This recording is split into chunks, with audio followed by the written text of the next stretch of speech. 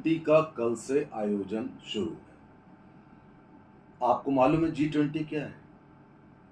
20 means 20 देशों का एक समूह जिसकी अध्यक्षता भारत कर रहा है और जगह जगह पर इसके आयोजन हो रहे हैं। अब ये आयोजन श्रीनगर कश्मीर में हो रहा है और मिर्ची किसको लगी है? पाकिस्तान को और चाइना को। और पाकिस्तान और चाइना दोनों G20 के मेंबर्स भी हैं। अब इन्होंने बॉयकॉट कर दिया कि हम नहीं आएंगे। चाइना ने कहा कि हम डिस्प्यूटेड टेरिटरी में नहीं आएंगे, और एक वो पाकिस्तान का वो जो बिलावल भुट्टो जिसको बोलना भी नहीं आता, वो कह रहा है कि भाई साहब ये बड़ा गलत है। अब आप देखिए, कश्मीर भारत का अभिन्न अंग, हिंदुओं की धरती, उसको वो मुस्लिम टेरिटरी और पाकिस्तान की टेरिटरी बता करके G20 का आयोजन जो हो रहा है उसकी खिलाफत कर रहा है। अभी मेरे एक जानने वाले कश्मीर गए थे। वहां की जो जनता है वो अभी बोल तो नहीं रही है, लेकिन वो सुधरी नहीं। एक सुर से सारी जनता, इसकी क्या जरूरत है, करना नहीं चाहिए, ये है वो है। लाल चौक में सड़कें चौड़ी कर दी गई हैं, सब कुछ बढ़िया। अरे क्या जरूरत थी चौड़ा करने की? मतलब जो ये मजहबी उन्माद होता है ना, इनको आप अगर सोने के बिस्कुट खिला दीजिए, इनका घर सोने का बना दीजिए, तो भी ये सुधरने वाले नहीं। अब इसके परिप्रेक्ष्य में देखिए कि अभी प्रधानमंत्री G7 जो क्वाड की जो मीटिंग जापान में, वहां गए, और वहां आप देखिए कि तूती बोल रही थी भारत की, मोदी जी की तूती बोल रही थी। और जेलेंस्की यूक्रेन के जो प्रेसिडेंट हैं, उनसे उनकी मीटिंग हुई, वो बड़े होपफुल थे। और पूरा वर्ल्ड मोदी जी की तरफ आंख उठा के देख रहा है कि मोदी जी यूक्रेन और रूस का युद्ध रुकवा देंगे, खत्म करवा देंगे। और मोदी जी ने कहा भी कि वॉर, अब प्रेजेंट टाइम में वॉर लड़े नहीं जाते हैं, वॉर दूसरी तरीके से किए जाते हैं। War is not the solution. और मोदी जी की इस कोशिश को देखते हुए कई लोगों ने उनको नोबेल पीस प्राइज का सबसे बड़ा कंटेंडर बता दिया। यानी कि उनको नोबेल प्राइज मिलना चाहिए। इसकी हिंदुस्तानी बीजेपी वाले नहीं, हम लोग नहीं, वो विदेशी सारे जो देशों के मुखिया, उनकी आवाज है कि मोदी जी को नोबेल प्राइज मिलना चाहिए पीस का। अब वहां से जब वो जापान से चले तो नीचे इंडोनेशिया और ऑस्ट्रेलिया के बीच में आइलैंड्स होते हैं। एक देश है पापुआ न्यू गिनी, गरीब देश है लेकिन बड़ा है, काफी आइलैंड्स हैं उसमें। उसका जो प्राइम मिनिस्टर था, उसने सारे प्रोटोकॉल तोड़ के रात में मोदी जी को रिसीव किया और उनके पैर छूने लगा, पैरों पे गिर गया। और केवल वही प्रधानमंत्री नहीं, उनके जो अगुवाई करने वाले पापुआ न्यू गिनी के जितने सदस्य थे, सबने बारी बारी से, औरतें भी शामिल, उन्होंने पैर छुए।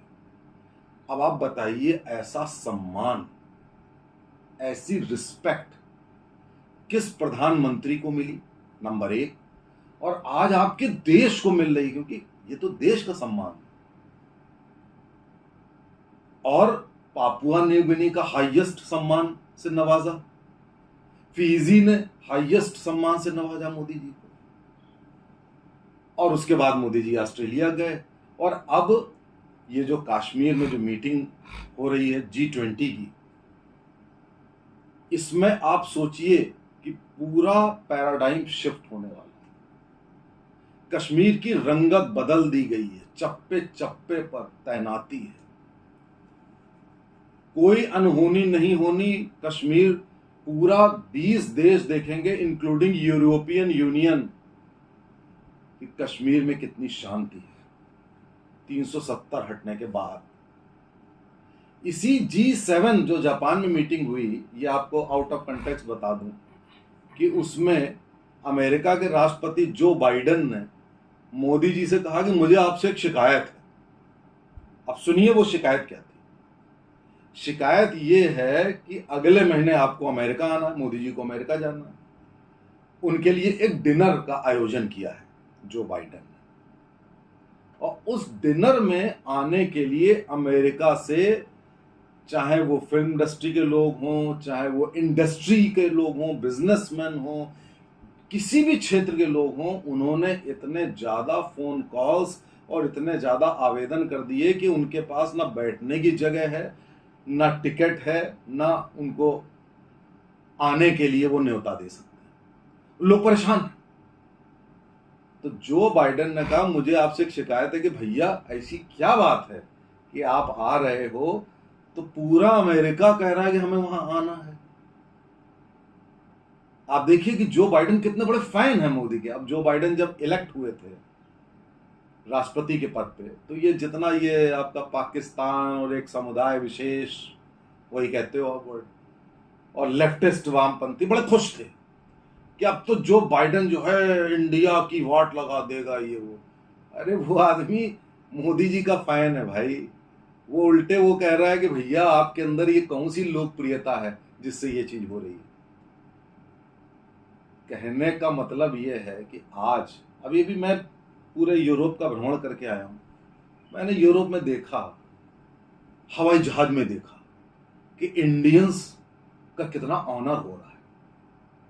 वो इंडियंस को एक कल्चरल यूनिट मान रहे थे, जो अपनी संस्कृत से जुड़ी हुई वेजिटेरियन, वीगन, उससे जोड़ करके हमारी इज्जत कर रहे थे। वहीं ये पाकिस्तानी, इनमें तो अगर आपने किसी से बता दे तो वो थैंक गॉड बोलते थे, thank God you are not Pakistani, ये बोलते।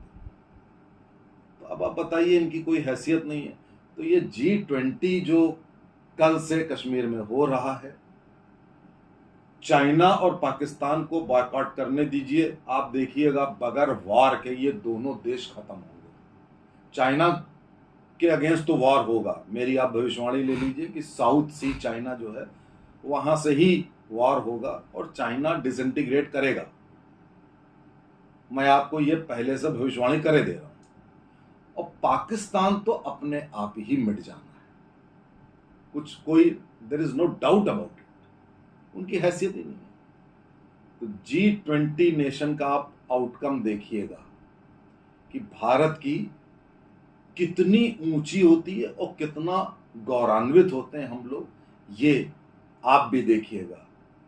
चैनल को सब्सक्राइब करिए, हर तरीके से सपोर्ट करिए, भारत का भी, मेरे चैनल का भी, मेरा भी। नमस्कार, जय हिंद।